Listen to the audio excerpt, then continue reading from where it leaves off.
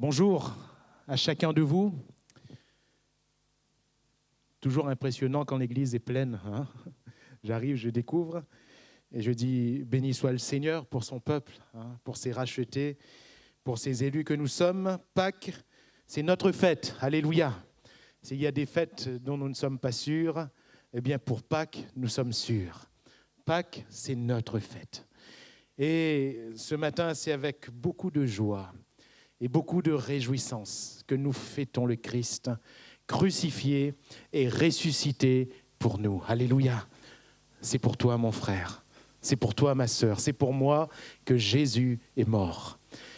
Et c'est là vraiment le centre, l'épicentre de toute notre chrétienté. Nous sommes chrétiens parce que Christ est mort et parce que Christ est ressuscité.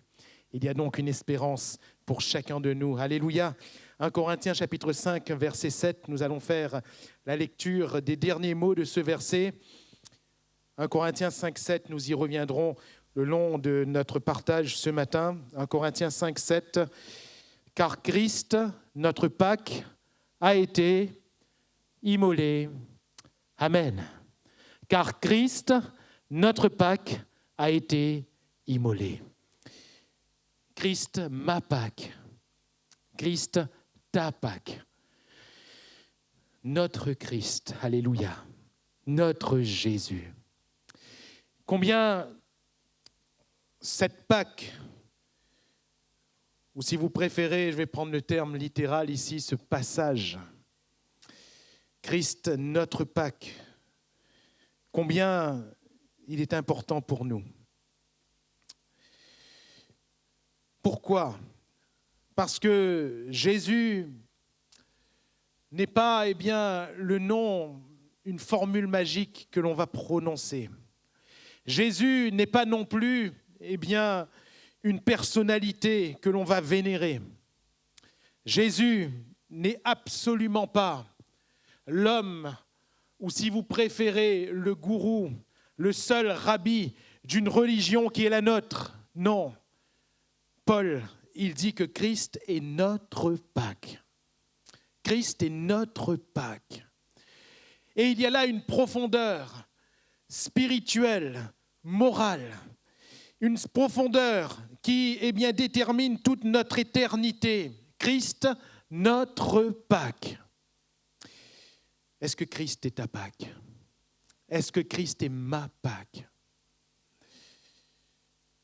Oh, nous avons chacun et chacune une personnalité différente, avec une sensibilité différente, à cause d'expériences de vie différentes. Nous sommes tous différents à cause de la manière dont Dieu nous a constitués. Et nous ne parlons pas seulement de notre naissance. Dieu va dire à Jérémie, alors même que tu étais une masse informe dans le sein de ta mère, je te connaissais déjà. Mais nous comprenons que le Seigneur, dans sa souveraineté, c'est lui qui nous a permis de connaître tout ce que nous avons connu jusqu'à maintenant. Et au point où nous sommes, nous pouvons dire, comme Paul l'a déclaré, « Je suis ce que je suis par la grâce de Dieu ». Et pour nous qui avons cru, la grâce de Dieu n'a pas été vaine. Absolument pas. Et bien que nous soyons différents, disais-je, nous n'avons qu'un seul Christ. Nous n'avons qu'un seul Seigneur, qu'un seul Jésus qui a quitté son ciel de gloire et qui est venu sur la terre des hommes afin de s'offrir lui-même en rançon pour chacun de nous, pour ressusciter 3 jours après et aller s'asseoir à la droite de Dieu le Père, Christ, notre Pâques.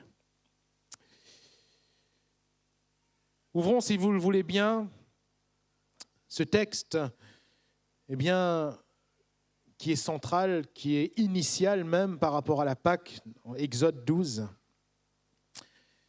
Et je vous inviterai à garder ou un marque-page ou le doigt dans votre Bible, parce que ça va être un peu notre fil conducteur ce matin.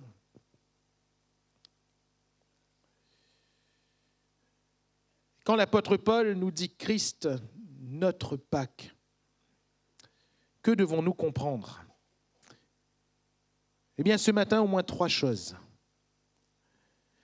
Christ, notre agneau. Christ, notre pain. Christ, notre chemin.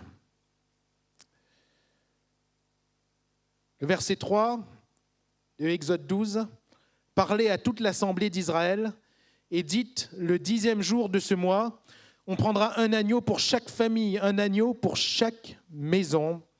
Amen. » On prendra un agneau pour chaque famille, un agneau pour chaque maison. Israël devait, à partir de ce soir et dans la suite, parce que ça devait être répété chaque année, et pour l'agneau même chaque jour, ou devrais-je dire chaque matin et chaque soir, à partir de l'institution du sacrifice lévitique. Mais il est précisé ici que chacun devait prendre un agneau pour lui, pour sa maison, pour sa famille. Cet agneau est bien sûr sans conteste l'ombre du Christ qui devait venir. Et Jean va déclarer dans le chapitre 1er, à partir du verset 29 de son évangile, c'est Jean-Baptiste ici qui parle dans le récit. Il est question de Jean-Baptiste, pardon. Le lendemain, Jean-Baptiste donc vit Jésus venant à lui et dit « Voici l'agneau de Dieu qui ôte le péché du monde. Amen. » Voici l'agneau de Dieu qui ôte le péché du monde. Chacun prendra un agneau. Quel agneau ? Bien sûr, nous comprenons aujourd'hui que ce n'est plus l'animal. Et bien sûr, nous comprenons encore plus aujourd'hui que ce n'est pas un Jésus, mais qu'il n'y a qu'un seul agneau. C'est l'agneau de Dieu. Alléluia. L'agneau de Dieu. Pas l'agneau des hommes. Pas l'agneau que fabrique l'homme. L'agneau de Dieu. Et nous devons connaître cet agneau. Alléluia. Nous devons connaître ce Jésus. En entrant dans un commerce cette semaine, j'entendais 2 femmes discuter en faisant la queue à la caisse. Et l'une disait à l'autre, « Mais il faut aller à l'église. Il faut aller à l'église pour prier, surtout dans ce week-end de Pâques. » Et l'autre répondait, « Ah, moi, je crois que Dieu est à côté de moi. Hein? Et que je peux prier à lui n'importe quand, n'importe où. Dieu est à côté de moi. » Dans l'ignorance, on peut tout dire. J'aimerais dire qu'en réalité, ces 2 femmes avaient raison. Et en même temps tort. Pourquoi ? Parce que n'attendre qu'un week-end religieux pour aller à l'église et prier, c'est une erreur. Et se dire que Dieu, qui est tous les jours à côté de nous, ce fait nous permet de ne pas honorer l'Église, de ne pas honorer notre présence à l'Église, c'est aussi une erreur. Mais comment savons-nous cela ? Comment puis-je dire cela ce matin ? Pourquoi est-ce que chacun ne peut pas avoir son propre agneau ? Parce qu'il y a l'agneau de Dieu. Et l'agneau de Dieu, il est ce qu'il est indépendamment de ce que je vais dire ou faire. Le Seigneur nous apprend, le Seigneur nous parle et le Seigneur nous montre. Et Jean-Baptiste va dire, ce n'est pas un autre, c'est lui l'agneau de Dieu. C'est lui. Et l'agneau de Dieu est avant tout un enseignement. Alléluia. Jean va continuer à la suite de ce verset 29. « C'est celui dont j'ai dit, après moi vient un homme qui m'a précédé, car il était avant moi. Je ne le connaissais pas. Mais c'est afin qu'il fût manifesté que je suis venu baptiser d'eau. » Qu'est-ce qu'il est en train de nous apprendre au sujet de cet agneau de Dieu ? Après moi vient un homme qui m'a précédé, car il était avant moi. Premièrement, il est Dieu. Alléluia. Jésus est Dieu. L'agneau de Dieu, c'est le Fils de Dieu. qui a quitté le ciel et qu'il est venu. Alléluia. Après moi vient un homme qui m'a précédé. C'est difficile à comprendre, ça. Il vient après moi, mais il était avant moi. Il vient après moi, il était avant moi. C'est la caractéristique de Dieu, qui était avant toute chose et qui sera après toute chose, qui était avant nous et qui sera après nous. Il est Dieu. Il est Dieu.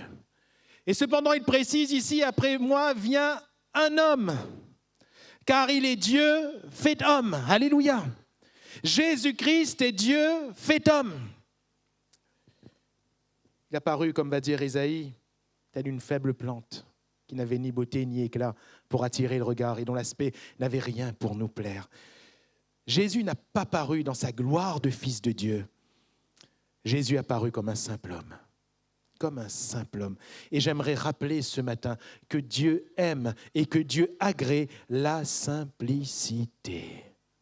Alléluia. Si Dieu aimait la sophistication, je crois qu'il aurait fait paraître son agneau, son Christ, d'une autre manière. Après moi vient un homme qui m'a précédé, car il était avant moi. Mais c'est afin qu'il fût manifesté. Je ne le connaissais pas, mais c'est afin qu'il fût manifesté. Frères et sœurs, chers amis, nous ne sommes pas nés avec la connaissance du Christ. Nous ne le connaissions pas. Personne n'avait le Christ inné, pardonnez-moi l'expression, quand il est venu sur terre. Personne n'est né chrétien. Personne n'est né avec la présence de Dieu directement dans son cœur. Non, nous ne l'avions pas connu, nous ne le connaissions pas. Mais il a été manifesté. Alléluia. Il s'est manifesté, c'est l'agneau de Dieu. Pourquoi est-ce que je dis ces choses ce matin? Pour nous rappeler que ces choses ne sont pas innées et qu'elles ne le seront jamais. La présence de Christ n'est pas, absolue. Dans quel sens?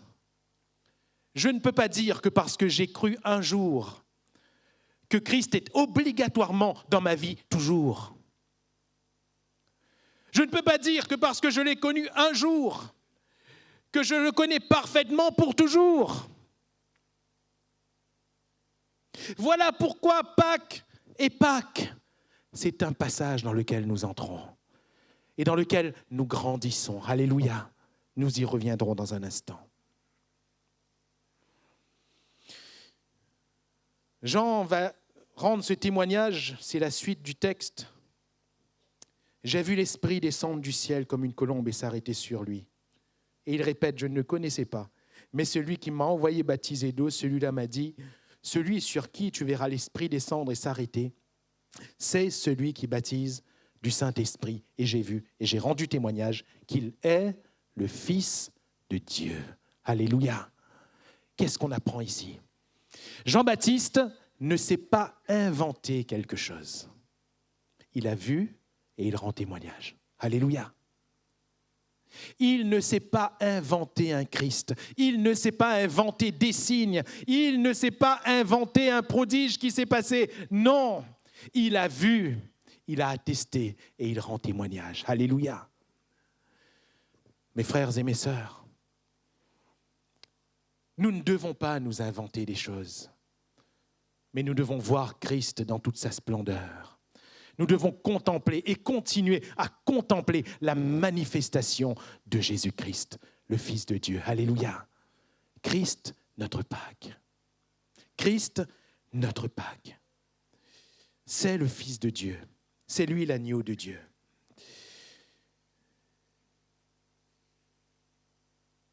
En somme, Jean-Baptiste, et voilà ce qu'il veut nous faire comprendre.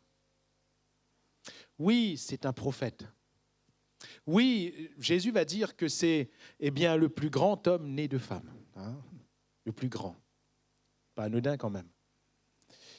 Oui, ce Jean-Baptiste va certainement, dans sa communion personnelle avec Dieu, eh bien, recevoir des choses grandes, immenses, extraordinaires. Oui. Mais il est en train de nous dire une chose qui nous est précieuse pour nous aujourd'hui, encore en 2024. Je ne suis pas l'agneau de Dieu. C'est lui l'agneau de Dieu. Alléluia. Je ne suis pas le sauveur d'Israël. C'est lui le sauveur d'Israël. Je ne peux pas enlever vos péchés, c'est lui qui enlève vos péchés. Alléluia.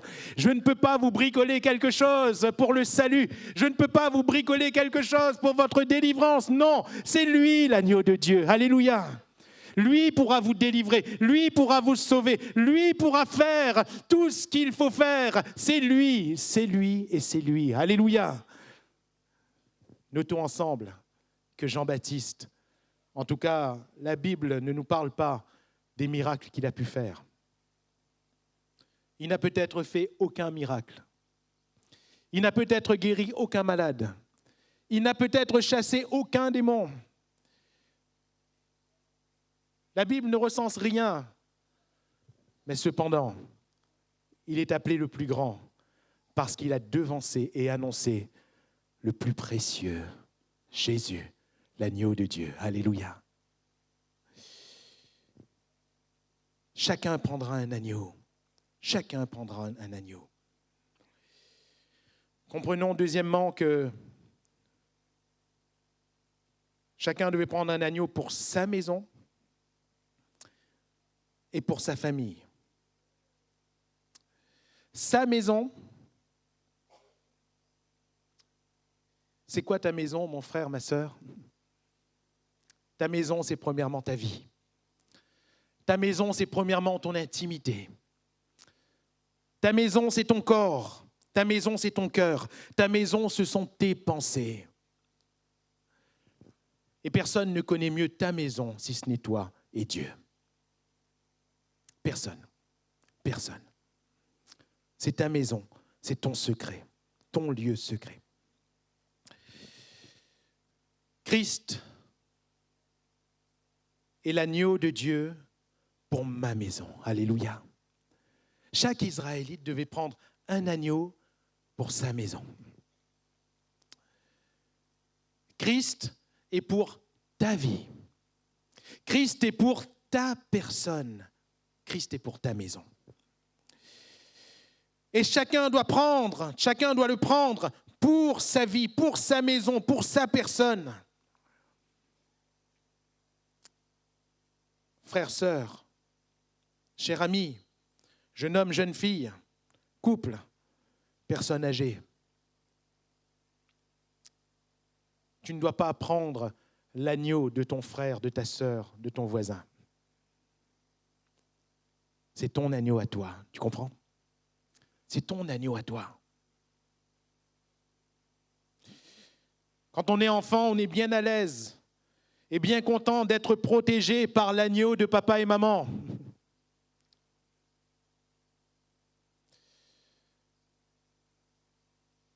Mais Christ, jeune homme, jeune fille, j'aimerais te dire qu'il est ta Pâque, qu'il est ton Sauveur, qu'il est ton Seigneur, et c'est pour toi personnellement qu'il s'est offert.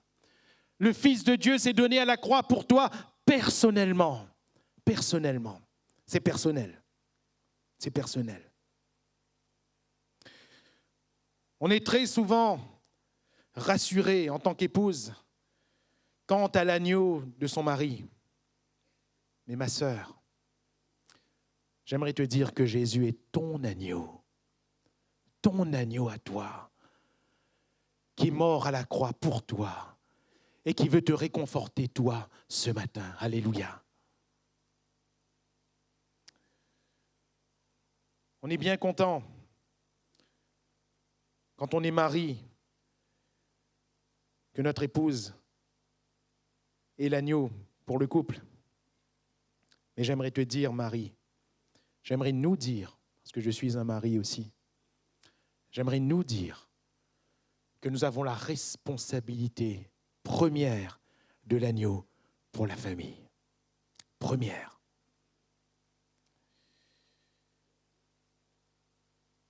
Ô combien en tant que chrétien, en tant que membre de l'Église, Nous sommes contents, rassurés, de par l'agneau du pasteur.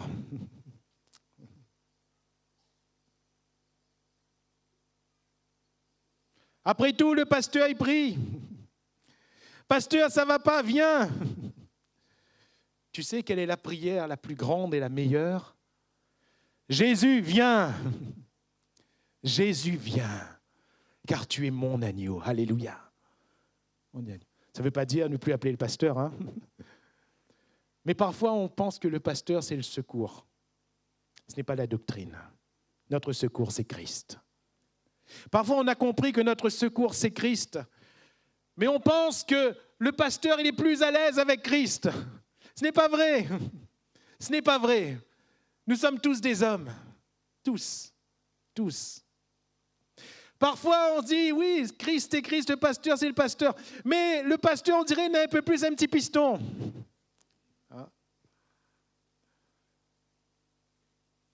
On dirait que Jésus, il écoute Ali un peu plus quand il prie. Ce n'est pas vrai. Ce n'est pas vrai. Jésus est ton agneau. Jésus est ton agneau. Et tu vois cet Israélite, mon frère, ma sœur, cher ami, sortir de sa maison. Je parle du bâtiment. Aller dans son troupeau, prendre un agneau pour lui et pour sa famille. Hein? Tu le vois avec cet agneau dans ses bras. C'est son agneau. Alléluia. Ce n'est pas l'agneau du voisin. Ce n'est pas l'agneau d'un autre. C'est son agneau. Et son agneau, il l'amène dans sa maison. Et cet agneau va devenir son salut. Alléluia. Est-ce que tu veux sortir et prendre ton Christ pour toi? Alléluia. Prendre ton Jésus et l'amener pour toi, pour ta maison, pour ta vie et pour ta famille. Alléluia.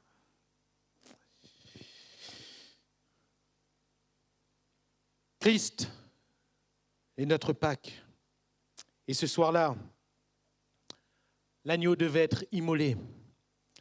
Le sang de cet agneau devait couler. Et le sang devait être appliqué sur la maison. Et on revient sur cette fameuse maison.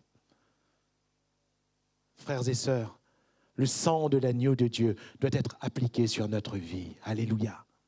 Et si le sang de Jésus est appliqué sur notre vie, la Bible nous montre, je n'aurai pas le temps de tout développer ce matin, que notre famille est sanctifiée. Alléluia. Par le même sang. Par le même sang. Le sang de Jésus. Poursuivons bien l'image, le côté concret. Hein. L'agneau était pris. L'agneau était amené dans un coin où il pouvait être immolé, tué, égorgé.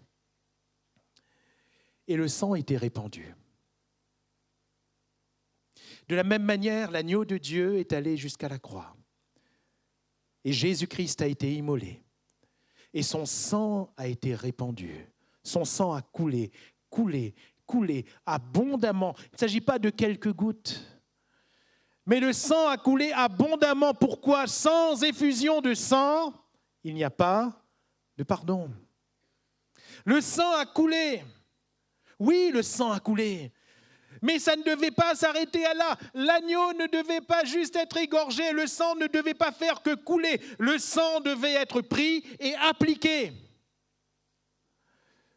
Frères, sœurs, il y a là une réalité spirituelle pour toi et pour moi. On bénit le Seigneur, on glorifie le Seigneur de ce que son sang a coulé à la croix. Oui, mais est-ce que son sang est pris et appliqué? Est-ce que son sang est sur notre vie? Parce que si le sang de Jésus n'est resté qu'à la croix, j'aimerais dire qu'il n'a aucune utilité. Pour ma vie en tout cas. Il n'a aucune utilité. Si le sang de Jésus n'est pas sur ma vie, il n'a aucune utilité. Comment le sang de Jésus peut-il être sur ma vie, sur ta vie ce matin? Il n'y a pas 36 solutions. L'Israélite devait aller là où l'agneau était égorgé et prendre son sang. Nous devons aller là où Jésus a été immolé, c'est-à-dire à la croix. Alléluia. Et c'est à la croix qu'on pourra prendre du sang de Jésus. C'est à la croix qu'on pourra être marqué, lavé par le sang de Jésus. C'est lui l'agneau de Dieu qui ôte le péché. Alléluia. Et qu'est-ce que son sang pour nous? Pourquoi appliquer ce sang? Ce sang pour Israël, ce fameux soir de Pâques, c'était la délivrance. Alléluia. La délivrance de leur esclavage. De plus de 430 ans d'esclavage en Égypte. C'est long, 430 ans, n'est-ce pas? C'est très long, c'est très lourd. 430 ans. Dieu a dit, ça suffit, je délivre mon peuple. Alléluia. Comment? Par le sang. Par le sang. En nous voyant dans la misère de nos péchés, Dieu nous a vus. Et Dieu a dit, ça suffit. Alléluia. Je le délivre. Amen. Je le délivre. Jésus est mort à la croix pour te délivrer, mon frère, ma sœur. Jésus est mort à la croix pour ôter ton péché. Et comprenons que par le péché, Jésus nous enlève nos liens. Jésus nous enlève la marque qui nous fait perdre devant l'ennemi de notre âme. Car lorsque nous péchons, l'ennemi de notre âme nous réclame. Le sang de Jésus nous délivre de tout péché. Amen. Quel péché est encore présent dans ta vie? Quel esclavage est encore là? Ne le vois jamais comme normal. Si quelqu'un a encore un lien, ne le vois jamais comme normal. Ne vois jamais comme normal, comme pas grave, de traîner un lien encore et encore. Parce que le sang de Jésus enlève notre péché. Le sang de Jésus enlève nos liens. Alléluia. Le sang de Jésus est synonyme de délivrance, de ce que nous ne pouvons nous délivrer, de ce dont nous ne pouvons nous délivrer nous-mêmes. Et si ce matin, quelqu'un a voulu, mais n'y est pas parvenu, j'aimerais te dire que le sang de la croix coule encore pour te laver de tes péchés. Le sang de Jésus est synonyme de délivrance. Le sang de l'agneau est également synonyme d'alliance. D'alliance. Dieu va dire, nous l'avons déjà cité tant de fois, Dieu va dire, quand il va donner la loi à Moïse, que chacun des premiers-nés des Israélites, ils m'appartiennent. Chaque premier-né m'appartient. Et pourquoi, Seigneur? Est-ce que Dieu attachait son importance aux aînés plus qu'aux autres? Pourquoi? Dans quelle mesure? Ce n'est pas arbitraire. C'est parce que ce fameux soir en Égypte, il s'est passé quelque chose de spirituel qui dépasse le physique, qui dépasse le visible.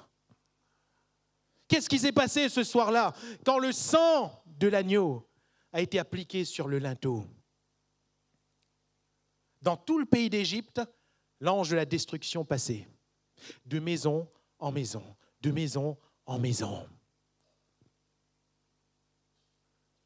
Frères, sœurs, chers amis, ne nous y trompons pas. Le diable qui est venu pour égorger, pour détruire, le destructeur, lui, il passe de maison en maison. Il passe de vie en vie. Il passe de famille en famille. Qu'est-ce qu'il vient faire? Il vient détruire. Il vient détruire. Il ne fera pas de quartier. Il vient détruire. Pourquoi, quand il y a le sang, il ne peut pas entrer? Pourquoi, quand il y a le sang de Jésus, il n'a pas de pouvoir? Il n'a aucune force. Pourquoi? Parce que c'est le sang de l'alliance. C'est le sang de l'alliance. Dieu a dit que ce fameux soir, l'ange destructeur était interdit d'entrer dans les maisons où il y avait le sang. Pourquoi? Il va donner la raison précise.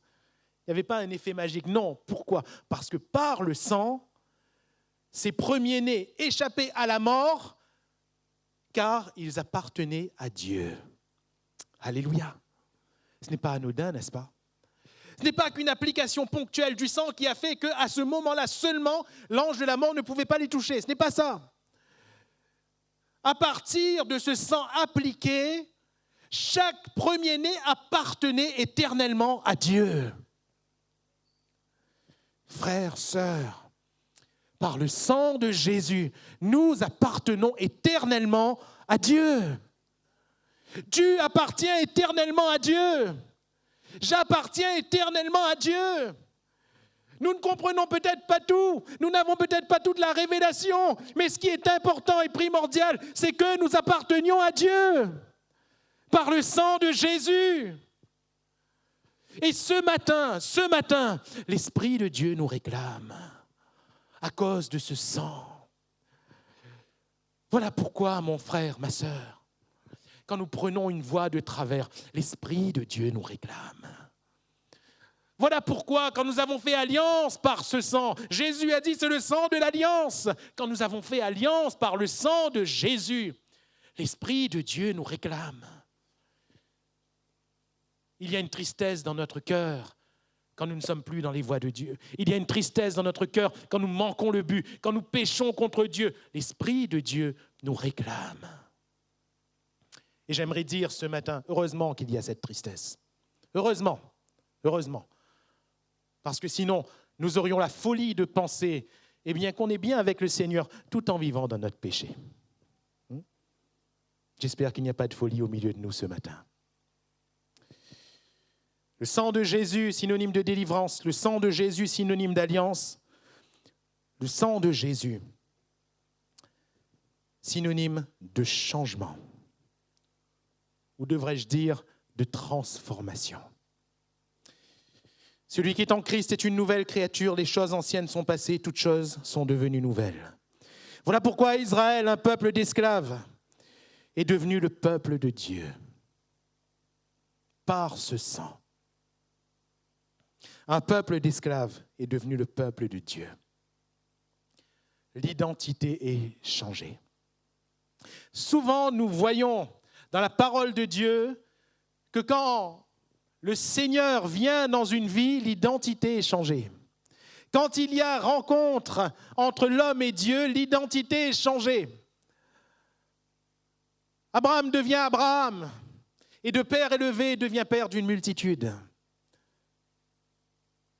Jacob devient Israël, et de supplanteur, il devient le père du peuple de Dieu. Frères, sœurs, il y a forcément ce point qui constitue justement le point de départ de notre passage, de notre Pâques. Quand Christ vient dans notre vie, quand le sang de Jésus est sur notre vie, il y a un changement. Alléluia. Il y a un changement. Et ce changement, ne vous en faites pas. Ne calculons pas, ne cherchons pas, montrer un changement. On n'a besoin de rien montrer en réalité. Ce changement est constaté. Alléluia. Ce changement est constaté. Quand une chenille devient papillon, on n'a rien fait, on a juste constaté, n'est-ce pas? À la limite, même la chenille n'a pas pu produire le papillon. Il n'a fait que suivre le processus de transformation, c'est tout. Car le seul qui transforme, c'est le Seigneur. Le seul qui change un homme, qui change une femme, c'est le Seigneur. Le sang de Jésus, c'est le point de départ de notre transformation. Alléluia. Nous changeons profondément et nous changeons continuellement. Voilà pourquoi je parle de passage. Transformé de gloire en gloire par le Seigneur, l'Esprit. Alors, Christ est notre agneau pascal. Christ est notre Pâques. Christ, notre Pâques, Exode 12, nous parle également d'un symbole qui est important. Le verset 15, Exode 12, 15. Pendant 7 jours, vous mangerez des pains sans levain. Dès le premier jour, il n'y aura plus de levain dans vos maisons, car toute personne qui mangera du pain levé du premier jour au 7e jour sera retranchée d'Israël. Amen. Ce qui marque cette Pâque, l'institution de cette fête, c'est que pendant 7 jours, ils devaient manger des pains sans levain. Le levain devait être enlevé carrément des maisons. Je reviens au texte que nous avons lu au départ, 1 Corinthiens chapitre 5 à partir du verset 6. C'est bien à tort que vous vous glorifiez. Ne savez-vous pas qu'un peu de levain fait lever toute la pâte ? Faites disparaître le vieux levain, afin que vous soyez une pâte nouvelle, puisque vous êtes sans levain, car Christ, notre Pâque, a été immolé. Célébrons donc la fête, non avec du vieux levain, mais avec un levain, un levain de malice et de méchanceté, mais avec les pains sans levain de la pureté et de la vérité. Amen. C'est dans ce contexte de pain sans levain, d'image du pain sans levain, que l'apôtre va parler de Christ, notre Pâque. Nous reviendrons dans quelques secondes sur ce contexte. Christ est notre Pâque, Christ est notre pain. Jean 6, 48, « Je suis le pain de vie. Vos pères ont mangé la manne dans le désert et ils sont morts. C'est ici le pain qui descend du ciel, afin que celui qui en mange ne meure point. Je suis le pain vivant qui est descendu du ciel. Si quelqu'un mange de ce pain, il vivra éternellement. Et le pain que je donnerai, c'est ma chair, que je donnerai pour la vie du monde. Amen. Je suis le pain de vie. Vos pères ont mangé de la manne. Ils sont morts. Dans ce contexte de Jean 6, Jésus reproche. Il fait ce reproche à la foule de ce qu'il le cherche. Non pas à cause des miracles. Et je vais reprendre ce que nous avions partagé lors de la semaine d'édification. Jean, pour le terme miracle, là, partout où nous voyons le mot miracle en français dans l'évangile de Jean, dans le grec, c'est le même terme, ou quasiment le même terme à chaque fois, en tout cas fortement, majoritairement, c'est le terme signe. Signe, sémaïa, signe. Et Jésus leur dit, vous ne me cherchez pas à cause du signe, mais vous me cherchez à cause de ce que le pain a été multiplié, vous voulez que je le refasse, afin que vous mangiez encore.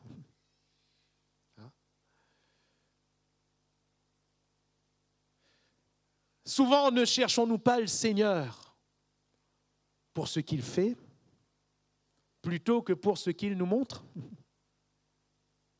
Le signe, l'insigne, le panneau indicateur. La multiplication des pains avait pour but de faire lever les yeux de cette foule vers Dieu. Alléluia. Afin qu'ils célèbrent Dieu, qu'ils donnent leur vie à Dieu, que leur vie soit changée par Dieu. Mais eux, ils ne se sont attachés qu'au pain multiplié. Et souvent, nous ne nous attachons qu'à un miracle. Et pas à celui qui fait les miracles. Et dans ce contexte, ces Juifs vont dire à Jésus, « Mais nos pères ont mangé la manne dans le désert. » Et Jésus va dire, « Oui, vos pères ont vu un grand miracle. Vous vous rendez compte ? Vous êtes dehors et il pleut du pain. C'est un grand miracle. Le pain est descendu du ciel. Et chaque matin, ce pain était là, à leur portée, avec la rosée. Chaque matin. Et Jésus va dire, ils ont mangé la manne, mais ils sont morts. Combien ont vu des miracles ? Ils sont quand même morts. Combien ont vu de grands prodiges et sont quand même morts? Je parle ici spirituellement. Jésus a dit, je suis le pain de vie. Alléluia. Christ, notre Pâque. Il y a la Pâque, il y a les Pâques et il y a Christ, notre Pâque. Notre Pâque. Celui qui mange ce pain, celui qui mange Christ, celui qui mange sa chair, vivra éternellement, va dire Jésus. Alors, Jésus va dire, je suis le pain de vie. Et ce fameux soir de Pâques, avant sa mort à la croix, ce fameux soir de préparation de Pâques, dans Luc 22, 19, il prit du pain et après avoir rendu grâce, il le rompit et leur donna en disant « Ceci est mon corps qui est donné pour vous. » Alléluia. Jésus reprend les mêmes termes, la même image. L'enseignement, premièrement, je suis le pain de vie. Ensuite, le symbole que l'on doit faire jusqu'au retour du Seigneur. Le pain que nous allons partager, c'est le corps de Christ. Le fruit de la vigne, c'est le sang de l'alliance. Ce sont des emblèmes de ce qui est spirituel. Et je reviens sur ce texte de Paul. Christ est notre Pâques. Christ est notre pain sans levain. Ce fameux soir de Pâques, quand ils ont partagé le pain, quand Jésus a rompu le pain, on comprend facilement, hein, c'est du pain sans levain. C'est du pain sans levain. Christ est notre pâte nouvelle. C'est bien à tort que vous vous glorifiez. Ne savez-vous pas qu'un peu de levain fait lever toute la pâte? Le contexte de 1 Corinthiens 5, il n'est pas facile. Parce que dans ce contexte, Paul est en train d'enlever la tunique sur la laideur qui était dans cette église. Vous allez me dire, frère, mais normalement dans l'église, il n'y a pas de laideur. Normalement, l'église est belle, c'est l'épouse de Christ. Dans l'église, il n'y a pas de choses difficiles, il n'y a pas de choses mauvaises. Oh, je crois que l'église est belle. Je crois que l'église est l'épouse du Christ. Mais si dans l'église, normalement, il n'y a rien de difficile, rien de mauvais, s'il y en a qui nourrissent ce raisonnement en disant « ça l'église, ça ?» Eh bien, il faut prendre 1 Corinthiens 5 et le déchirer de la Bible. D'ailleurs, j'aimerais vous dire, c'est tout 1 Corinthiens qu'il faut déchirer de la Bible. Parce que dans tout 1 Corinthiens, Paul est en train de souligner chaque problème de cette église. Doctrinal, moral, fraternel, il y avait de tout. Même dans les dons spirituels, il y avait des problèmes, vous vous rendez compte? Il y avait de tout. Mais les Corinthiens étaient quand même une église de Dieu. Dans Corinthiens 5, Paul parle d'une impudicité au milieu d'eux, telle qu'elle ne se nomme même pas chez les païens. Il est en train de vous dire, vous vous rendez compte, ça ne se passe même pas dans le monde, mais ça se passe chez vous. C'est terrible. C'est terrible. Comme quoi on peut, c'est difficile pour moi de le dire, hein, et en tant que pasteur, je le prends premièrement sur moi, on peut rencontrer dans l'Église des choses qui ne se voient même pas dans le monde. C'est terrible. Est-ce que ce n'est plus l'Église de Dieu? Eh bien si. C'est toujours l'Église de Dieu. Sauf que quand il y a des problèmes, il faut les régler devant Dieu, suivant la mesure du problème. Si c'est de l'enfantillage, il faut laisser au stade d'enfantillage. S'il y a un problème spirituel, il faut prier, alléluia. Il faut régler.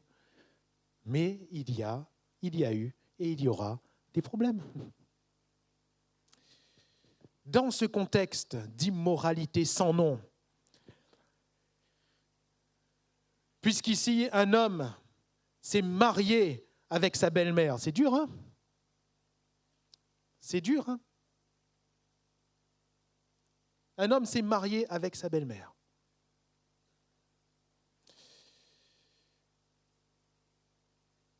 Paul va dire ici, et je reviens sur ce verset 6, vous le comprendrez mieux maintenant, c'est bien à tort que vous vous glorifiez. Ne savez-vous pas qu'un peu de levain fait lever toute la pâte?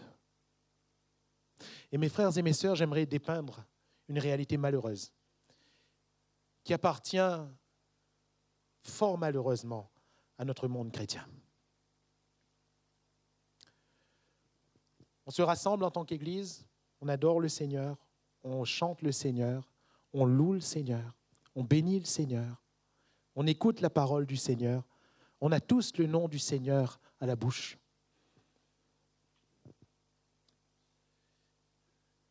Et cependant, Le péché est là. Le péché est là.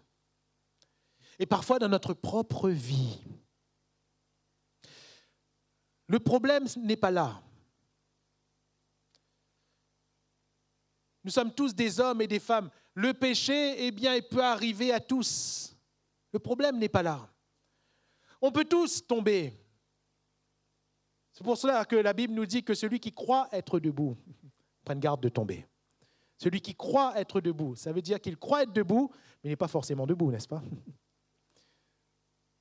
Et voilà pourquoi Paul va dire dans Romains chapitre 2, si je ne me trompe pas, qui es-tu toi qui juges? Qui es-tu toi qui juges? Ça peut nous arriver à tous. Le problème n'est pas là. Si nous tombons, Dieu est puissant pour nous relever. Si nous péchons, Dieu est vivant pour nous pardonner. Par le sang que nous invoquons, par le sang qui est sur nos vies. C'est quoi le problème en réalité? C'est que le péché est là et on le laisse là. C'est qu'on pense vivre une vie chrétienne en restant dans le péché et en adorant Dieu. On pense qu'en restant dans le péché, notre adoration vers Dieu est vraie. On se crée l'illusion, parce que c'est une illusion. On se crée l'illusion qu'en restant dans nos travers, Dieu agréera quand même ce que l'on dit et ce que l'on fait.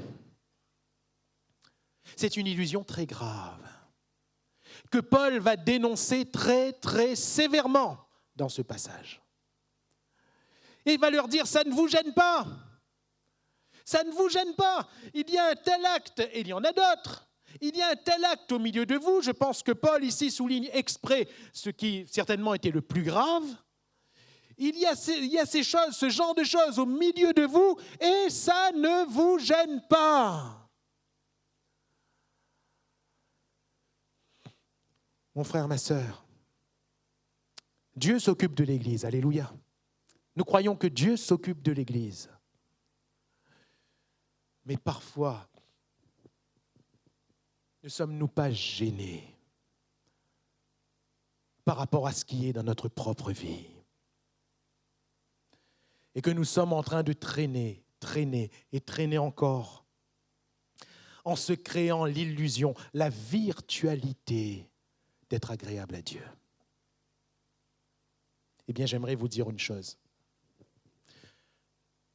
Mon frère, ma sœur, si tu es dans une telle situation, même tes prières ne sont plus entendues. Même tes prières ne sont plus entendues.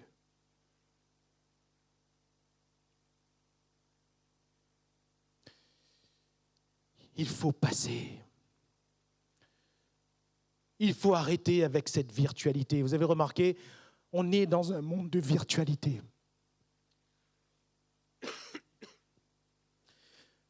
Si on regarde à ce qui se passe autour de nous, on dirait que tout va bien. Pourtant, en nous vend les informations, on voit que tout va mal. Mais quand on ouvre les réseaux, qu'on voit les photos des uns et des autres, on dirait que tout va bien.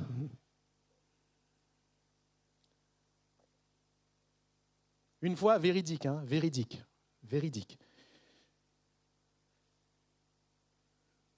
Je vois, dans la voiture,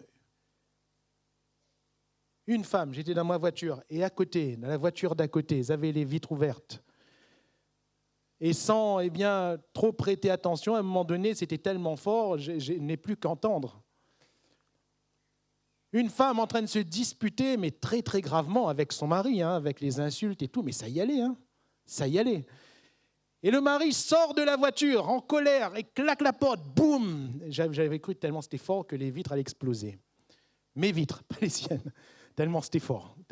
Boum.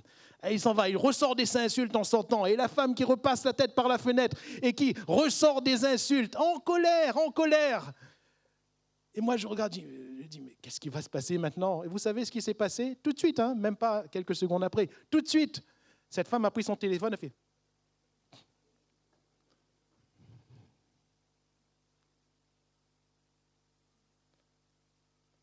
Elle s'est mis un peu la main dans les cheveux. J'ai dit, mais ça rime à quoi? Ça rime à quoi? Ça rime à quoi? Frères, sœurs, je prends cet exemple, et je répète, c'est vrai, sur le coup, j'étais choqué. Mais mes frères et mes sœurs, n'est-ce pas cette virtualité qu'on affiche souvent?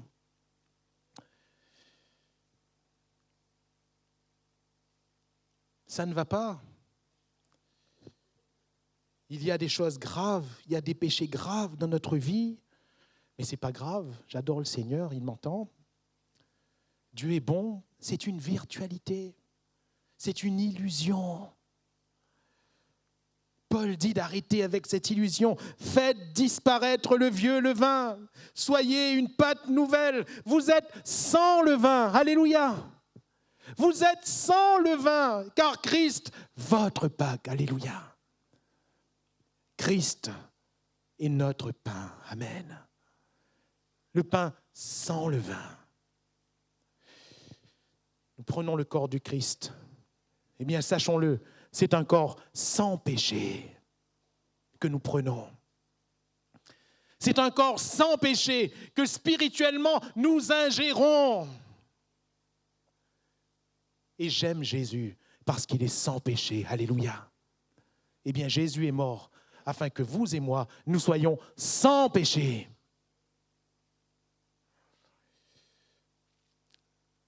Voilà pourquoi la malice, la méchanceté doivent disparaître. Voilà pourquoi la pureté et la vérité doivent être nôtres. Mes frères et mes sœurs, il y a d'abord 7 agneaux, point de départ.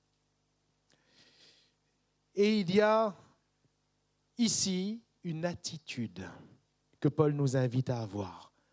Faites disparaître le vieux levain. C'est une attitude. Chaque Israélite devait prendre la pâte et dire « Non, je ne mets pas de levain. Je refuse le levain. Le levain ne sera pas dans ma maison. Ce pain sera sans levain. Ma vie sera sans péché. Alléluia. Ma vie sera sans péché et je ferai disparaître le péché. Amen. Je ferai disparaître le péché. » C'est ça la Pâque de l'Éternel. Et enfin, Christ, notre chemin. Exode 12, verset 11. Quand vous le mangerez, vous aurez vos reins sains, vos souliers aux pieds et votre bâton à la main, et vous le mangerez à la hâte. C'est la Pâque de l'Éternel. C'est-à-dire que ce geste faisait partie de la Pâque. Et c'est le troisième aspect de notre Pâque que j'aimerais souligner. Vous aurez vos reins sains, vos souliers aux pieds et votre bâton à la main. Rassurez-vous, je ne vais pas chercher une symbolique dans la ceinture, les souliers et le bâton.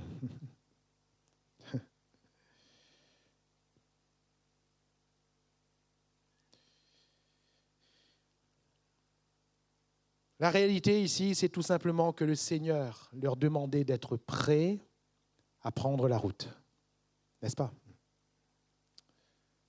Être prêts à prendre la route. Être prêts à ne plus rester là où ils étaient. Mais être prêts à partir, à prendre la route. Et la Pâque, frères et sœurs, c'est un chemin. Quel chemin? Jean 14, verset 8, Jésus lui dit « Je suis le chemin, la vérité et la vie. Nul ne vient au Père que par moi. » Amen. Je suis le chemin. Jésus est notre chemin. Amen.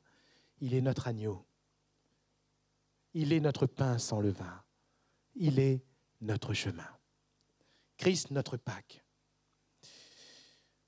Ce chemin marque une nouvelle ère. Dieu va dire, comme l'a dit le pasteur Samuel, Dieu va dire, ce sera le premier jour de l'année pour vous. Pourquoi? Parce que c'est une route nouvelle. Et la Bible ne dit-elle pas que c'est en Christ qu'est inaugurée pour nous en sa chair une route nouvelle et vivante? Alléluia! Ça veut dire quoi? Que nous devons entrer dans cette route, que nous devons partir et ne pas rester où nous sommes. Mon frère, ma sœur, as-tu ta ceinture? As-tu ton bâton? As-tu tes souliers? Ou bien t'es-tu mis à l'aise? Est-ce que tu te dis, eh bien, je suis bien comme je suis, je ne vais pas aller plus loin? Si c'est le cas, tu ne vis pas à la Pâque, j'aimerais te le dire en tout respect, mais avec vérité. Si tu veux rester comme tu es, tu ne vis plus la Pâque. Car la Pâque, c'est un chemin dans lequel nous devons avancer, avancer, avancer. Alléluia. Ça m'a toujours interpellé cette parole de Dieu au sujet d'Israël. Je jurais dans ma colère, ils n'entreront pas dans mon repos. Pourquoi un tel châtiment, Seigneur? Pourquoi une telle sévérité? Pourquoi être si dur à l'égard d'Israël? À cause de cela, à cause de cette parole, eh bien Israël va errer pendant 40 ans dans le désert. 40 ans. Ma femme m'a fait rire l'autre jour. Elle m'a dit, c'est parce que Moïse n'avait pas le sens d'orientation. Elle sait que son mari ne l'a pas. Donc elle cherchait Canaan partout. Ça a été un châtiment de Dieu. Un châtiment de Dieu. Pourquoi un tel châtiment? La réponse est simple. Simple. Israël n'a pas voulu entrer. C'est tout. C'est tout. Pourquoi Israël a tourné 40 ans dans le désert? Parce que ce qui a marqué Israël depuis la sortie d'Égypte jusqu'à la frontière en Canaan, quelques jours après, ça n'a pas été long au départ. Ils sont arrivés finalement assez rapidement à la frontière du pays promis. Pourquoi une telle parole a résonné? Je jurais dans ma colère, ils n'entreront pas dans mon repos, parce qu'Israël n'a pas voulu entrer. Depuis le passage de la mer Rouge, à chaque fois ce qui ressort de ce peuple, ce n'était pas la prière, c'était les murmures. Ce n'était pas la foi, c'était la vue. Ce n'était pas les louanges, ou du moins ce n'était pas que les louanges. Les louanges, c'était quand tout allait bien. Mais c'était surtout les critiques, les plaintes, les plaintes. Israël ne voulait pas entrer. Et qu'est-ce qui revenait, qui à mon sens étaient les paroles les plus abominables dans leur bouche? Qu'est-ce qui revenait? Nous étions bien en Égypte. Alors Dieu, il vient. Il te délivre. Il t'envoie Moïse. Il fait des prodiges. Il opère de grands miracles. Il te fait sortir de ton esclavage. Et toi, tu finis par dire, mais j'étais bien. J'étais bien. Je jurais dans ma colère, ils n'entreront pas. Mon frère, ma sœur, la question, elle est simple ce matin. Veux-tu entrer? Veux-tu entrer? C'est la seule question. Christ est ta Pâque, mais veux-tu entrer? Veux-tu entrer dans cette nouvelle ère? Veux-tu entrer dans cette nouvelle route? Veux-tu faire et répéter ce que Dieu t'a demandé?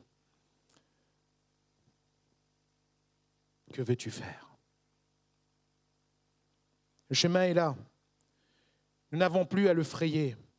Nous n'avons pas à en créer. Le chemin est là, c'est Jésus. Mais voulons-nous entrer? Alors, en conclusion de tout ceci, Christ, notre Pâque, a été immolé. Christ, notre agneau. Christ, notre pain. Christ, notre chemin. Mes frères et mes sœurs, ce Jésus qui a quitté le ciel, qui est venu sur la terre des hommes, qui a vécu sa vie comme un simple homme, qui est allé jusqu'à la croix, qui est mort pour nos péchés, crucifié pour nos iniquités. Son sang a coulé pour toi, pour moi. Il est allé dans la mort, le Fils de Dieu. Il est allé dans la mort. lui qui vit éternellement, il est allé dans le séjour des morts. 3 jours après, il est ressuscité. Et après avoir montré les preuves de sa résurrection, il est monté s'asseoir à la droite de la majesté divine.